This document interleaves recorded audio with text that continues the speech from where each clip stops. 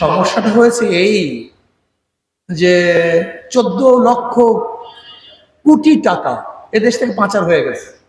1-2 কোটি টাকা নয়, 14 লক্ষ, কোন কোন রিপোর্টে 10 লক্ষ কোটি টাকা বিদেশে পাচার হয়ে গেছে।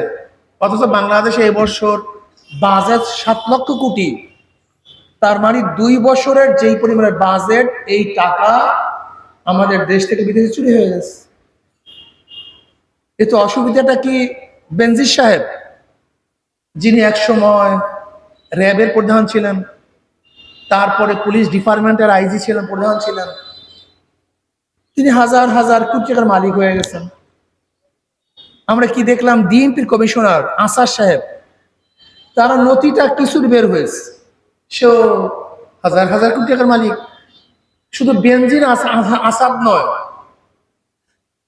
আজকে বাংলাদেশের প্রশাসনের যে যেখানে আছে, সে আঙ্গুল ফুলে কলা গাছ নয়, বট গাছ হয়ে গেছে। আপনারা দেখেছেন এইবার কোরবানিতে এক আমলা সন্তান তার বাবাকেই তো কোরবানি দিয়ে ফেলেছে।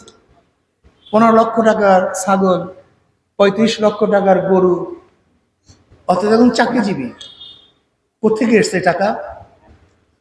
ওয়াসার যে প্রধান, তার সব কিছু বিদেশে থাকে, পরিবার পরিজন সবাই বিদেশে থাকে। মাঝে মাঝে তিনি চাকরি করেন, বসেন না, অথচ তাকে বর্ধিত সময় দিয়ে তারপর সেখানে বসানো হয়েছে। আজকে দেখেছেন বিদ্যুৎ ডিপার্টমেন্টে 80,000 কোটি টাকা লস। আর এই বছর যে দেখলাম আজকে পত্রিকায়, আগামীতে আরো প্রায় 40,000 কোটি টাকা লস হবে বিদ্যুতে।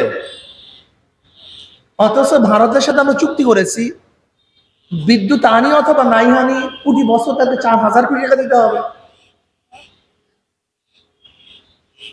আজকে সব সিন্ডিকেট, পুরো প্রশাসন যে যেখানে আছে, মনে হয় যেন কিভাবে চুষে চুষে জনগণকে খাবে সে প্ল্যান করতেছে তারা। যারা অফিস আদালতের সম্পৃক্ত, আপনারা জানেন